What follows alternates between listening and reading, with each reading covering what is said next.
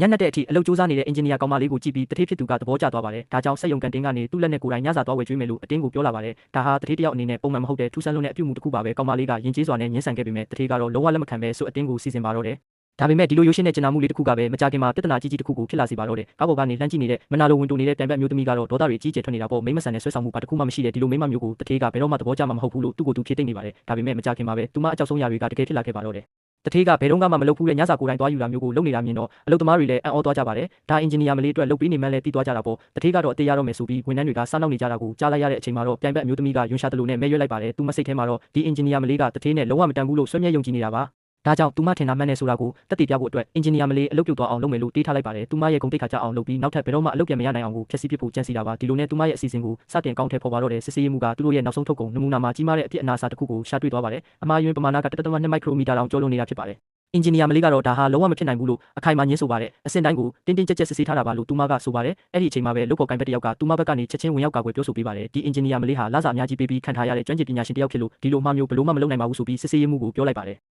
ဒါပေမဲ့စစ်ဆေးရေးမှုကတော့လက်မခံပါဘူး။ကုန်ပစ္စည်းအတုပ်လိုက်ကြီးတစ်ခုလုံးအောင်မြင်မှုမရှိဘူးလို့သတ်မှတ်လိုက်ပြီးဒီကိစ္စကိုရုံးချုပ်စီအစီရင်ခံရတော့မယ်လို့ပြောလာပါတယ်။ဒီအခွင့်အရေးကိုစောင့်နေတဲ့တိုင်ဘက်အမျိုးသမီးကလည်းအင်ဂျင်နီယာမလေးကိုအတန်ကုန်ဟစ်ပြီးအပြစ်တင်ပါတော့တယ်။သူမအသုံးမကျတဲ့အတွက်ကြောင့်အခုဆိုရင်လူတိုင်းရမယ့်အရေးကြီးတဲ့ bonus တွေဆုံးရှုံးကုန်ပြီဆိုပြီးဝန်ထမ်းတွေကြားမှာမိမှုလိုက်ပါတော့တယ်။စကားကိုကြားလိုက်ရတဲ့အချိန်မှာတော့အလုပ်သမားတွေအားလုံးအင်ဂျင်နီယာမလေးဘက်ကိုလှည့်ပြီးဝိုင်းတိုက်ခိုက်ကြပါတော့တယ်။သူတို့ရမယ့်စုချင်းငွေတွေအကုန်ဆုံးရှုံးကုန်ပြီဆိုပြီးဒေါသတွေအကြီးအကျယ်ထွက်နေကြတာပါ။နောက်ထပ်အလုပ်သမားတစ်ယောက်ဆိုရင်လည်းသူ့ကလေးရဲ့ကျောင်းလက်ခအတွက်စိတ်ပြက်လက်ပြက်ဖြစ်သွားရရှာပါတယ်။နောက်ဆုံးမှာတော့သူတို့အားလုံးဟာသူမကိုသူတို့ရဲ့စားဝတ်နေရေးကိုထိခိုက်စေမယ့်အန္တရာယ်ကောင်းတစ်ခုလိုမျိုးစတင်မြင်လာကြပါတော့တယ်။ဒါကြောင့်သူတို့အားလုံးစုပေါင်းပြီးတော့အင်ဂျင်နီယာမလေးကိုသူမရဲ့အမှားအတွက်ချက်ချင်းအလုပ်ထုတ်ပစ်ဖို့တထေးစီမှာအရေးဆိုကြပါတော့တယ်။ကိုယ်ဝန်ထမ်းတွေရဲ့ဝိုင်းဝန်းပိတ်ဆို့မှုကိုခံလိုက်ရပြီးအကြက်ရိုက်သွားတဲ့အချိန်မှာတော့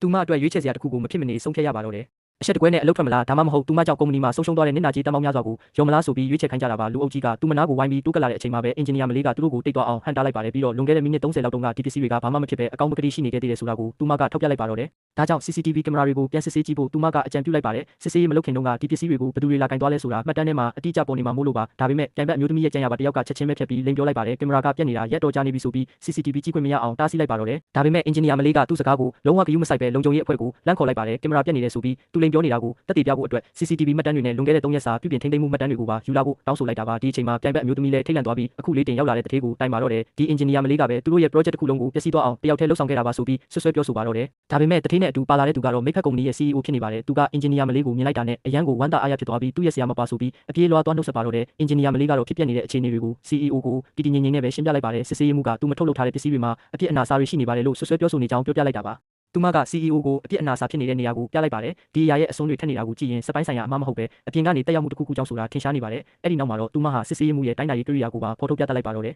ကိရိယာကိုတေချာချင်းကြီးမထားတဲ့အတွက်အနည်းဆုံး3.8မိုက်ခရိုမီတာလောက်ကွာဟချက်အမှားရှိနေတာပါအဲ့ဒီအချိန်မှာပဲ CCTV မှတ်တမ်းတွေရောက်လာပြီးပြန်ဘက်အမျိုးသမီးရဲ့လက်ချက်ဆိုတာပေါ်သွားပါတော့တယ်စံချိန်မမီတဲ့ပစ္စည်းပြက်တစ်ခုကိုသူမကိုယ်တိုင်ခိုးထည့်နေတာ CCTV ထဲမှာအထင်သားပေါ်နေခဲ့တာပါဒါဟာအတုပါလို့သူမကညင်းဆိုပေမဲ့အရာအလုံးကနောက်ကျသွားပါပြီတထေးကပြန်ဘက်အမျိုးသမီးကိုဆွဲထုတ်သွားဖို့အမိန့်ပေးလိုက်ပါတယ်သူမရဲ့ကြံရပါကလည်းအတင်းကျပ်ခိုင်းစေမှုကြောင့်လုပ်ခဲ့ရတာပါလို့ဝန်ခံရှာပါတယ်ဒါပေမဲ့သူလည်းပဲနေရာမှာတင်ချက်ချင်းအလုပ်ထုတ်ခံလိုက်ရပါတော့တယ်သူမရဲ့တည်ငြိမ်မှုနဲ့ဤပညာပိုင်းကျွမ်းကျင်မှုတွေကိုသဘောကျသွားတဲ့အတွက် CEO ကစာချုပ်ကိုချက်ချင်းလက်မှတ်ထိုးတော့မယ်လို့ကြေညာလိုက်ပါတယ်ဒါအပြင်အလွန်ရေးပါတဲ့ lithography ဆက်အစိပ်ပိုင်းတွေကိုပါဒီစက်ရုံမှာပဲတည်တံ့ထုတ်လုပ်ခွင့်ပေးအပ်လိုက်ပါတော့တယ်စာချုပ်ကိစ္စအောင်မြင်သွားတဲ့အတွက်ဝန်ထမ်းတွေအားလုံးရဲ့ bonus ကိုနှစ်ဆတိုးပေးမယ်လို့တထေးကကြေညာလိုက်ပါတယ်ဒီအောင်မြင်မှုအတွက်ဆုလက်အနေနဲ့အင်ဂျင်နီယာမလေးကအရာတစ်ခုကိုပဲတောင်းဆိုခဲ့ပါတော့တယ်သူမတောင်းဆိုလိုက်တာကတော့လက်ရှိမှာကြာရှုံးခန်းရောက်နေတဲ့သူမရဲ့စက်ရုံဟောင်းကိုပြန်လဲဝယ်ယူခြင်းနဲ့ဆိုတာပါပဲဒီအစီအစဉ်ကိုတည်သွားတဲ့သူမရဲ့တထေးဟောင်းကတော့ဒေါသတကြီးနဲ့ရောက်ချလာပါတယ်ပြီးတော့သူ့စက်ရုံကိုရောင်းစားမဲ့အစားဒေဝါလီခံလိုက်မယ်ဆိုပြီးကျင်းဝါပြောဆိုပါတော့တယ်ဒါအပြင်အခုချိန်မှာသာရောင်းလိုက်မယ်ဆိုရင်ကျွေးမီတွေကြေသွားနိုင်ပေမဲ့တကယ်လို့မရောင်းဘူးဆိုရင်တော့လစာမရတဲ့အလုပ်သမားတွေရဲ့တရားစွဲဆိုမှုကိုရင်ဆိုင်ရလိမ့်မယ်လို့သူမကသတိပေးလိုက်ပါတယ်နောက်ဆုံးမှာတော့ကုမ္ပဏီကိုဝယ်ယူနိုင်ခဲ့ပြီးအင်ဂျင်နီယာမလေးပြန်ရောက်လာခဲ့ပါတယ်ပြီးတော့အလုပ်သမားတွေကိုသူမဟာသူတို့ရဲ့နည်းပညာဒရိုက်တာအသစ်ဖြစ်ကြောင်းမိတ်ဆက်လိုက်ပါတော့တယ်သူမကစက်ရုံအတွက်စီကံချက်အသစ်တွေကိုကြေညာလိုက်ပါတယ်ပထမအချက်ကတော့နည်းပညာကိုလေးစားတန်ဖိုးထားရပါမယ်ဒုတိယအချက်ကတော့ယာတုတိုးတာနဲ့စုချင်းငွေတွေကိုအဆက်အသွယ်ကောင်းလို့ပေးတာမျိုးမဟုတ်ပဲကိုယ့်ရဲ့အရေးချင်းအစ်စ်မှန်ပုံမှာပဲမူတည်ပြီးဆုံးဖြတ်သွားမှာပါသူမရဲ့တတိယမြောက်စီကံချက်ကတော့ရိုးရှင်းပါတယ်အရေးချင်းရှိသူတွေနေရာရလာပြီးမစွမ်းဆောင်နိုင်သူတွေဖယ်ရှားခံရပါလိမ့်မယ်အလုတ်ခုံမဲ့သူတွေကတော့အခုကတည်းကထွက်သွားကြဖို့သူမကအကြံပြုလိုက်ပါတယ်နည်းပညာနဲ့စစ်မှန်တဲ့အရေးချင်းကိုဦးစားပေးမဲ့ခေတ်တစ်ခုစတင်လာခဲ့ပါပြီဒါဟာသူမဆရာအတွက်ဂုဏ်ယူစရာဖြစ်တယ်လို့သူမပိုင်ဆိုးတဲ့ခေတ်တစ်ခုလည်းဖြစ်လာပါတော့တယ်ဇလန်လေးကတော့ဒီမှာတင်ပြီးဆုံးသွားပါပြီကြည့်ရှုပေးကြတဲ့အတွက်ကျေးဇူးတင်ပါတယ်ခင်ဗျာ